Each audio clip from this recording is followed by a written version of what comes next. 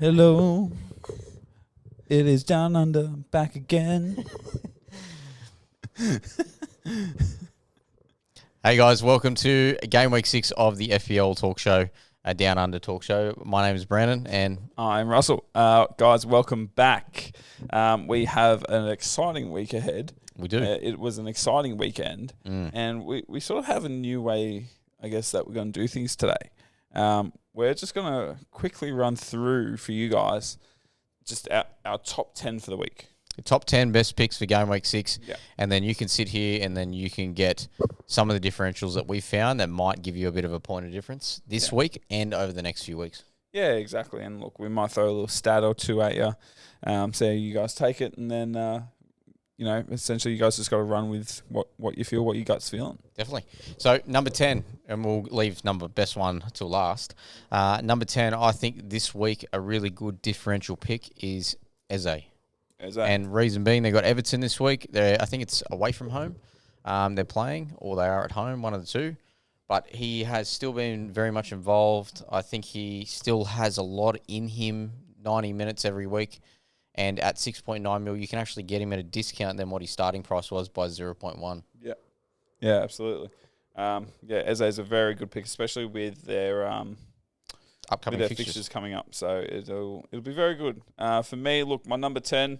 Or your number 9. So we'll go down at 9. Okay, yep. So we'll go in at number 9 for Russ. So I'm going to go go James Maddison. Okay, so James Maddison, his expected goal creations is second best in the league behind Haaland. So, look, he's absolutely killing it. He obviously picked up that injury early on, and now he's back. He's firing on all cylinders. He's controlling that midfield the way that he was, obviously, when he was at Leicester. And, yeah, I think that could definitely create quite a lot. He'll link up with Dom Solanke quite well. So, definitely one for you guys to sort of get and keep an eye on. Have a look. Okay, number 8. I'm going to look at this, and I think number 8 is going to be Chris Wood. The New Zealand God. You think he's the Greek God? The New Zealand God. So I think Chris Wood just kind of keeps delivering, and he's a frustrating guy to watch here and there, but he also keeps delivering. I think number 8, Forrest, he's actually got 29 points at the moment, and he's returning 4.8 points per game, which is second to the likes of Danny Welbeck. Yeah, and so look, at 6.1 mil. Yep. And I think he's they've got fixtures which I think is going to be comfortable for him. You know, they've got Fulham, they've got Chelsea, they've got Crystal Palace, like hard fixtures, but definitely something that Chris Wood can create something in. Definitely. So, who's your number 7? Look, my number 7, I'm actually going to go with Raul Jimenez.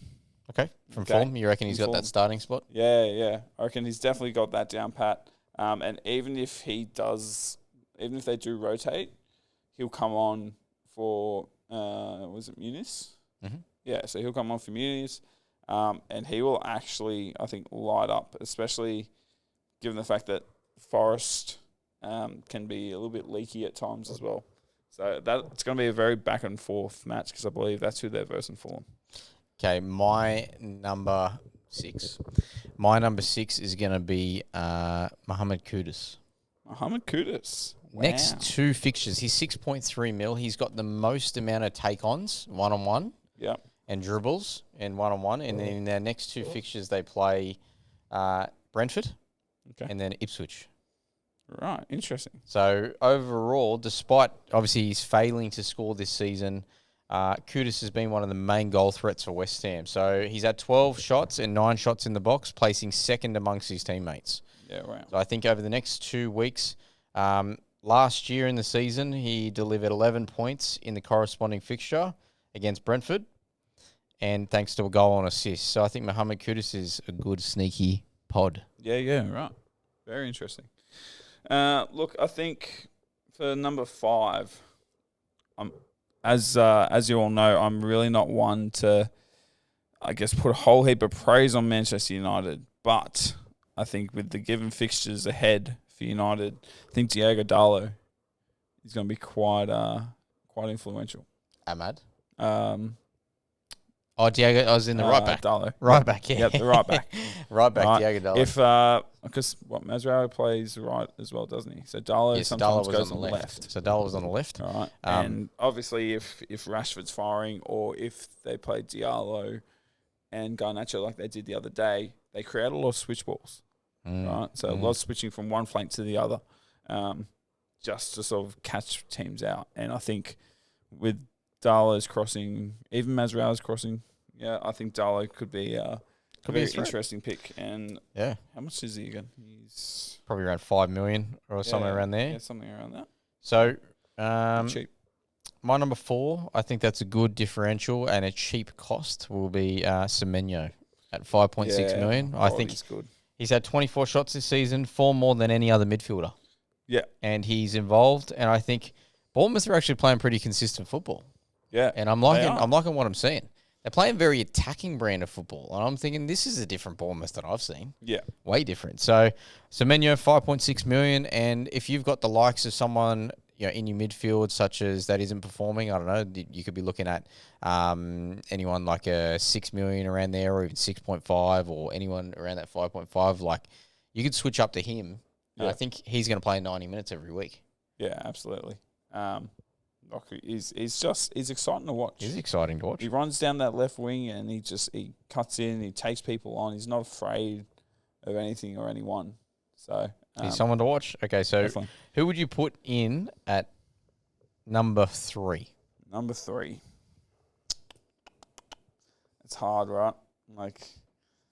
Because you want someone that's going to keep you points. Is on pens or, is on something consistently. Or that's going to keep you clean sheets. And we haven't really gone a goalkeeper. And he's the best goalkeeper by far in the league. It's David Raya. David Raya. Right. He's expensive. If you can afford him, you get him. If you can afford him, you get him. Because even when he doesn't keep a clean sheet, he's still going to make 9 saves a game. He'll make a lot. It's unreal. He'll make a lot. And if teams cut through the way that Man City cut through Gabriel and Timber and Saliba. I think it was Saliba, yeah. He's the cheapest route to the Arsenal defence. So if you don't want to pick up Gabriel or Saliba, just pick up Raya. Yeah. And he'll deliver the same kind of response. So I think that, the last 2 picks are pretty tricky overall because, funnily enough, I think this week Bukayo Saka is in my number 2. Yep. I think Arsenal, in terms of attack, they've got great fixtures next 3 games. And, we obviously know that Manchester City have great fixtures coming up too. And I think number 1, pick will be something around there. But number 2 is definitely going to be Bukayo Saka for me. Yeah. I think at 10 million, you'd want to own him now. Because you got to admit, Arsenal went through some difficult fixtures across the last couple, and they've shown how good they are. Yeah, absolutely. And resilience with 10 men, 2 games in a row. Yeah. And that they just... Again, they're mental monsters. They're similar to Manchester City in the fact that they just don't give up. Yep. They don't know when to quit. So for sure. So what would be your number 1? Number 1, this is a no-brainer. It's the man who if you've captained him the past couple of weeks, you've seen rewards. It's Erling Haaland by far. By far. Has to be Erling Haaland. He's just the man. He's just captaincy most weeks. You could even captain him against Arsenal. He still delivered. That's how crazy it is. So you're just not scary not to own him in your side. He's definitely number 1 this week. And I think if you're looking at anyone moving forward, then those are probably our 10 best picks this week. Yep. If there's any in there, the differentials where you feel like you can fit in, definitely put him in your side because everyone is probably going to wildcard this week. So yeah, for sure. It would be great to see some different teams. It definitely is wildcard week. I'm looking at wildcarding. I'm going to wait until probably Friday and see what my gut tells me. If definitely. Do it wildcard, then I'll go for it. Otherwise, I'll wait until the next international break. So for the next, couple minutes, we'll just chat quickly around this last little thing around the wild card. Everyone gets 2 of them across the season. Yep. I wildcarded in Game Week 4. I think Russ is considering wildcarding this week, same as everyone else in Game Week 6. Russ, talk us through, what you're looking to do for the next 6 weeks. I guess for the next 6 weeks, I'm looking at premium midfielders, right? So, Bukayo Saka, Mo Salah, just anyone who can get you some decent points and who's going to create a hell of a lot of opportunities. Dwight McNeil, I'm pretty sure at the moment is creating the still creating the most opportunities. Second most. Yeah. You know, the whole entire league. You got Mbeumo at that 7.2 price. He's killing it. He's on pens. There's a couple different options like in the midfield there. As I said, there's Savinho from Manchester City that's playing really good football. Yeah. We mentioned that this morning. And like there's a lot of options that are cheaper, whereas some of the more premiums might not be delivering as much. Yeah. Like we spoke about this before, like Isak has been disappointing across the whole, like first 5 rounds. Yeah.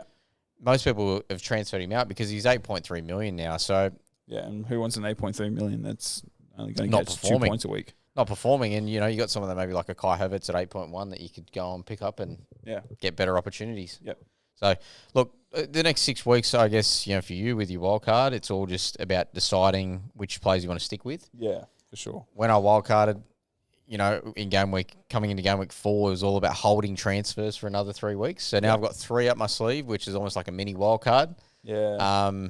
And for me, making massive decisions later on this week around Diego Jota, what I do with him. I might be looking at someone like a Kudus or a Semenyo, and then maybe try and bolster João Pedro up to someone that might be a attacker. Yeah. How many points did you get last week? 79. So I've had 2 weeks in a row scoring around close to 80. That's good. And then what'd you get? And then I got 64. So 64 points. It's pretty good. Where you ranked overall? Ranked, I think, 179 or 197. So Russ is in the 197,000th. Sorry, 194,000 overall. And I'm ranked 377,000. So he's come for me. two duds. We were doing all right for 2 duds. You know what I mean? We're in the, I would say the top 1% of kind of FPL managers out there. Yeah. So that's why you need to follow us at on TikTok, Down Under FPL. Follow us on YouTube.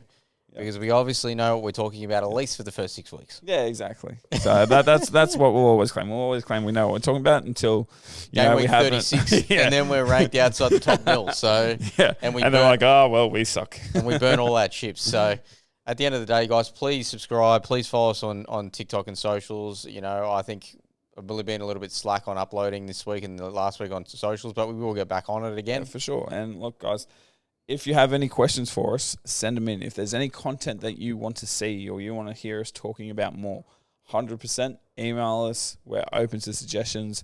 Like we have said at the very start of this, we are just 2 blokes just trying to have a little bit of a go. And we love football. So we love it. We're obsessed. And we're doing all right in FBL. We're obviously doing all right. So we know some things. So if you want to get on board with us and ask any questions, like I said, I hope you took something out of these differentials this week because there are some good ones in there.